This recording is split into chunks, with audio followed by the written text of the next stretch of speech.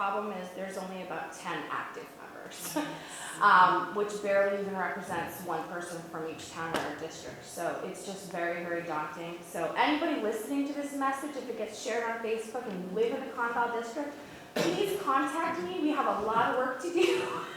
And I'm just so grateful for all of you guys coming out and spending your afternoon here. It is so important, and I know we can do this, but it's going to be a hard fight. Letters to the editor, social media, reach out to people that way. I do. I get censored. Post information about what's going on in Conval. We're all familiar with Conval and the Conval suit and all that. But let people know what's going on. And the Department of Education website was mentioned before. Go to the section, it's called I Report. You can look up all sorts of information, financial and achievement on your school district and individual schools. Use that information. Use that information to rally the troops. It's so daunting because I just feel like the district is split, and I'm sure this is not news to anybody who knows about our district, but we're very, very split.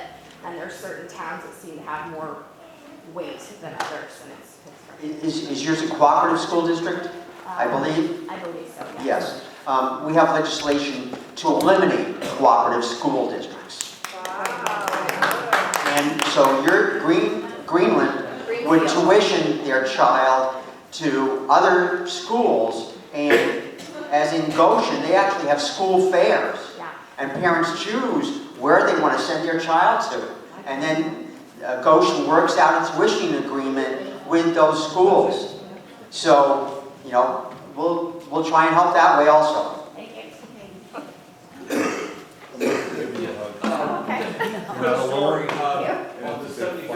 Microphone, sir. My kids wearing a mask now because I'm curious about school district, and I asked the history teacher who happened to know. I used to be on the school board, but I ran again in school choice and lost. That's another story.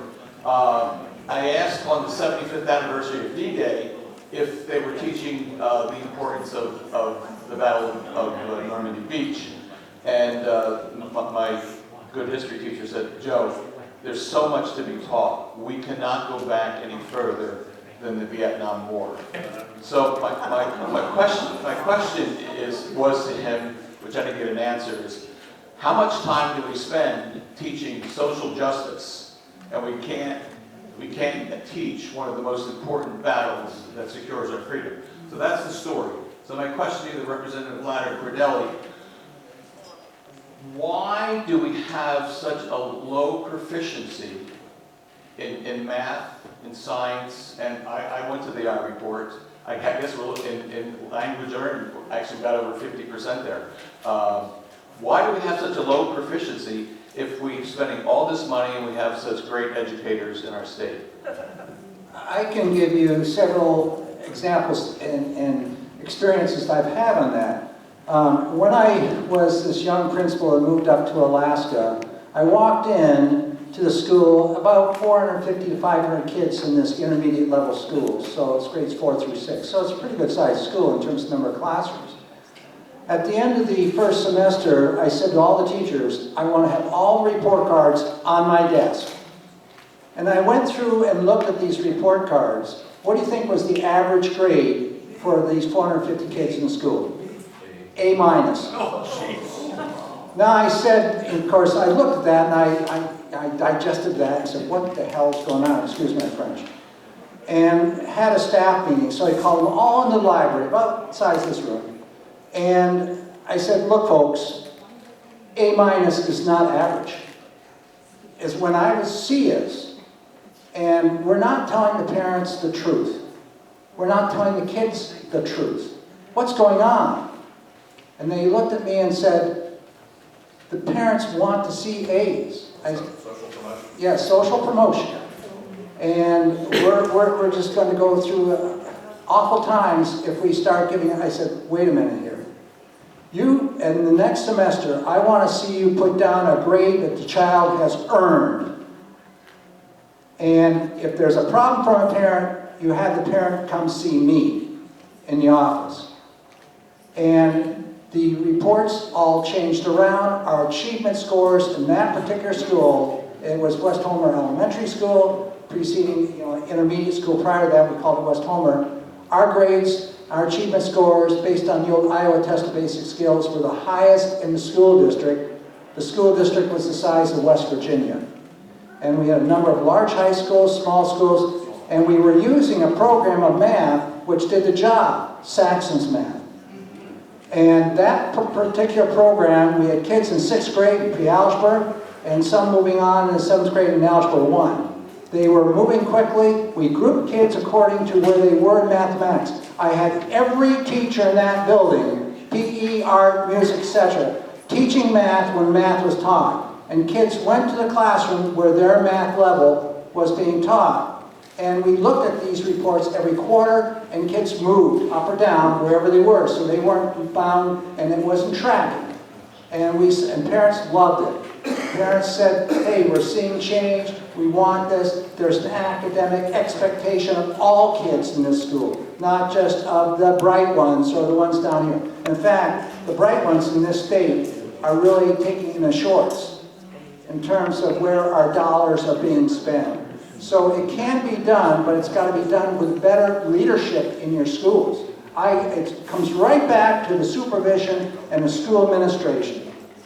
You've got to demand high expectation for all. We've talked about leadership in schools so many times in our House Education Committee. It's not dollars. $20,000 per student should not be yielding proficiency scores where they are. It comes down to leadership. It comes down to a whole host of things. But let me throw out also competition. Competition will help. And that competition comes from other options for parents besides the local public school. And when the elections come in November or in March, ask your school board candidates, where do you stand on these issues? Pin them down. And we've seen in Nashua, it was discovered that 6 out of the 9 current school board candidates had accepted campaign contributions from the teachers union.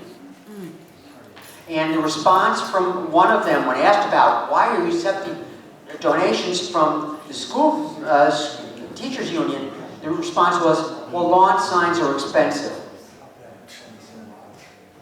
If you're interested in charter schools, the charter school movement has been around for a bit. There's a very interesting DVD that you can get. It was a movie, a little documentary produced. It was called Waiting for Superman. Waiting for Superman. You can probably get it on Amazon or somewhere, maybe online now. But it talks about the experience in the New York City schools with, first of all, rubber rooms for teachers that are out of the classroom, and also the charter schools, and how particularly many minority families loved charter schools and got in line for lotteries to get their children into charter schools. So that's something. On the table on the way out, also there's stuff about the New Hampshire School District Governance Association. Highly recommend it, not just because I'm a life member, but the School District Governance Association really tries to focus on what's going on in the school districts around the state. Well worth your while. I think they charge $20 a year or something like that. I just mentioned a couple of years ago, I was at a conference and had the privilege of hearing from Dr. Fuller, who was one of the founders of the Milwaukee School Choice program, one of the first in the nation, if not the first. And stuck with me. He said, back in the 1960s, 4 black children could not walk into a diner in Mobile, Alabama. Now those 4 black children can walk into that diner, but they can't read the menu. Well, how many of you go to McDonald's from time to time? McDonald's or Burger King? Have you ever seen the people behind the counter, when you give them a 20 for your charge, they don't know how to make change. They have to, if the computer is not working, the cash register, that they will tell them what the change to give back to you is. They can't figure it out. That's scary. it's important that you as parents, I'm on the school board in a small town where I live. And the principal brought in a new program for, it's now called, used to be STEM, now it's STEAM. Okay? And this is going to be great, and we're going to do this. And I said, I refuse to support this program until you provide for me the metrics you're using to gauge your success and the entry-level baseline scores and the result after a year. Okay? Absent those metrics, absent that ability to measure progress, we just keep throwing stuff at a wall, hoping something will stick, getting the latest idea out of whatever teacher's college is coming for. You have to be in the game. Get the data. It doesn't lie. You'll hear all kinds of excuses. Well, kids don't test well. Guess what? When you go test for a job at BAE, you damn well better test well. So teach how to take the test. Teach the knowledge they need to know to pass the test. That's your job as a teacher. On the other hand, we hear that our school has a wonderful environment. So you know what? A wonderful environment will not buy you a cup of coffee. Academic excellence will. And that's what you have to demand. Lastly, we have a bill. I worked months and months and months with Frank Edelblut over there at Pleasant Street in DOE in Concord. And every afternoon when I drive home, 2 days a week, I'm on the horn with him driving up 93 north. He's going south, I'm going north. We have rewritten an adequacy definition in law, which is coming forward in an LSR. Up at this point, we've defined adequacy just about as every subject in the world. And we are now saying you got to teach wellness, you got to do this, you got to do that, and everything else. What about reading, writing, arithmetic, basic social studies? We've thrown out and we're saying that's history, civics, government, economics, and geography. That's what you will teach. Those are the core subjects in science. But now if you look at if you go in a statute, you're going to see another 8 or 9 subject areas, learning domains that are also considered adequacy. So I look at the teachers and say, okay, where are you going to put your time in today to teach this or that or something else? And they're also dealing with a lot of social issues. A lot of kids are coming to school that don't have parenting, don't have a home life. So we have to be respectful of that as well. I, for now, would not want to be a teacher in a classroom. A 76-year-old guy would probably have a heart attack. But, you know, I think we've got to look at this needs fixing in a lot of areas. But what we got to do is we got to really define what adequacy. What is that knowledge required to go out and get that career pathway, that skill, that job that you're looking for that's going to keep your family going. And that's what we have developed. We hope to see this become law at the end of the session. This will probably be the last question, right? Okay, I'm just really curious. I have a daughter who we moved from a previous state. I've already told Rick this. She attended a charter school in another state. She learned Latin as a regular, like it was a good charter school. When it was first starting off in that state, actually, we moved to New Hampshire. She basically, at 11th and 12th grade, she was a brand new freshman, tested for New Hampshire. So she was above where she needed to be to enter the district I moved to. And when I moved here 20 years ago from that state, I checked where I looked at the school and how it was ranked to move to the town I chose to live in. Greg Hill is my state rep. Greg Hill's a great man. Yeah. And my daughter is Kenna Cross. She ran and took out the incumbent Democrat for Northfield Franklin Ward 3. When I went to the selectmen meeting, I was talking to them about the changes that they were going to push for the school district, right?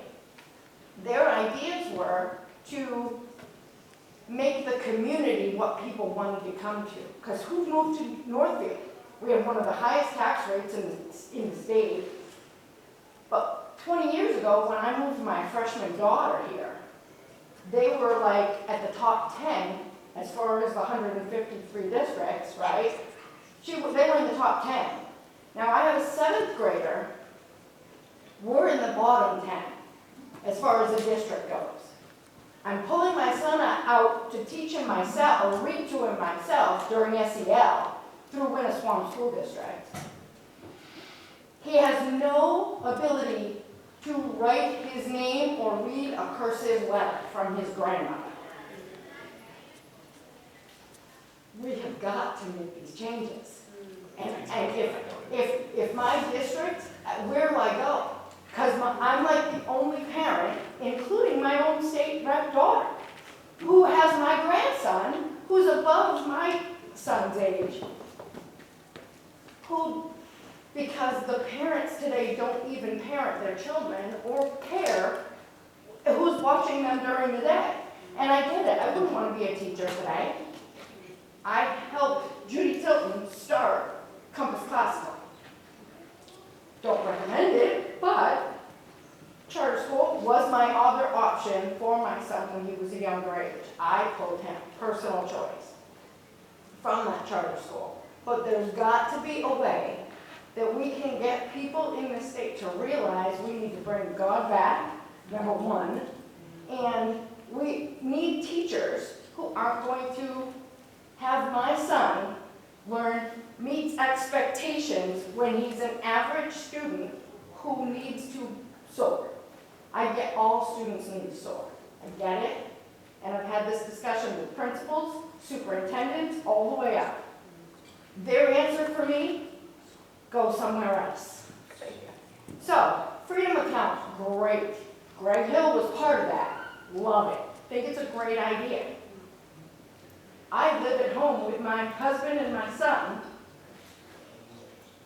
One income makes too much money. Don't qualify for anything. So I can't go somewhere else because I can't afford private school, but I don't qualify for any of the things you guys are all fighting for us for. Because caps and the cutoffs, I'm not low enough income. And my son, by the time it gets up to where I can afford to do it, he'll be done. He'll be out of school. And he still won't be able to read. He can read. He's an excellent reader. Thank God he's got me in his debt to help him at home. And he knows the Constitution. He just went to House Shirtless over the summer. Came home saying how he couldn't wait to go to school and teach the kids at school and tell the teachers how wrong they are because he knows the Constitution. There's something Camp wrong with this Constitution, state. right? Camp Constitution, absolutely. We've got to have some answers here. My view is, Glenn Cordelli is really the godfather of the freedom savings accounts and has been fighting for that for years. My own personal view is this is the first step in a long battle. Ultimately, the goal is full vouchers, I think. Which would be great, or have the district strike, like he just said. Like if I could send him to Belmont, I live at the town line, I could send him to Belmont, at least it would give me that choice or that option to see if they were a little bit better, but I can't because I live in Northfield. The Education Freedom Account bills started out as with no income limits, but sometimes you have to make compromises in order to get things passed, and we did have to make that compromise. But that doesn't mean it's going to be there forever. No, that's a big move up. Right, and next year we have legislation with tax credit scholarships, which is also at the same 300% of federal poverty. We're going to try and increase that to 500% of federal poverty, which is about $130,000 for a family of 4. So we're going to try and do something, thinking that maybe the cap increase for tax credit scholarships has a better chance of getting passed right now than Education Freedom Account caps. Mm-hmm. We're having a difficult time getting it above the 300% level. That was like Glenn just said, that was a compromise. Right, I know that wasn't your guys'. Within the committee, we don't have Republican support to go much higher than that right now. And that's coming from several Republican reps. Mm-hmm. We tried. I was really wanting to see HB 20 move forward until leadership walked into the room and said, "You guys can't push this thing. We're not going to make it." I want that blood test, Dr. Fauci. Yeah. And I've was a little bit livid at that time with it because I felt it needs to move forward. But the realism is that we're going to see then it get defeated in committee or defeated on the floor because we have folks going, it's just like when we're talking about whether you have to join a union or not. We're never going to collect all the Republican votes on that. We're not going to do it. It's a given. It's great that the poor families or the families that struggle a little more can go get choice and can send their kids to private schools. And they're getting every other grant in the world too. We understand that. We get it. But it's the politics that's going on, whether we're going to get it passed or not, in terms of getting the votes. Welcome to the middle class. You are entitled to be dumped on. So one of the things you need to consider is you're the power in the sphere, right? And for that reason, I would argue that probably the biggest reason that these things are having trouble getting elevated is because the teachers union is very active. And they'll threaten reps. We're going to work against you. I've seen it. I've had it happen. I've seen the SCA out there with their purple shirts, right? So you just have to build, critical mass as citizens. It's your legislature. It's your game. We're the tip of the spear. If you help us, and we're helping you as best we can, but we need the mass, the critical mass of citizens that will override the political pressure that the unions can bring to maintain the status quo, which is destroying the education system. Just like the other woman from that district. I'm one parent. I'm one parent.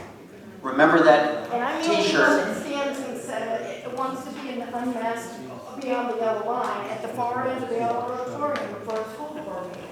I'm literally by myself in my whole school district. And there's 3 towns. Remember that T-shirt. We will not co-parent with the government. You need to talk to Greg Hill. Greg Hill's got it together. I know, and my daughter's just cut right with it. I get it. I do get it. I'm just like, how old will my son be before he can read his grandmother's? The only way we got EFAs passed, we couldn't get it through the House. It had to be amended to HB2 by these guys to my right. Right. And then comes over, and of course then you get in the committee of conference and all that, and you get things moved through. Right. So it's the political process was very difficult and discouraging. Where sausage is made. Thank you for coming. Thank you, everybody. Thank you. Thank you for sticking it out here. Senator Giuda, Representative Ladd, Representative Silber, Cordelli, yes. Thank you. So Ken, thank you for inviting us. I would suggest that we need to do this around the state. Yes. Okay? You start the wildfire, but it has to spread, and we have to be that catalyst. Thank you. Oh, I know what I was going to ask. Young man said Thank you very much. Good to see you. Stay in touch. not him. Who are you looking for? He was a younger, he was a younger guy that said he stood up and spoke about being school board for a while. I wanted to talk to him, but I don't see him.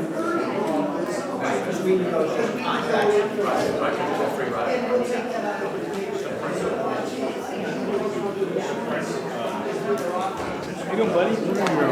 TV.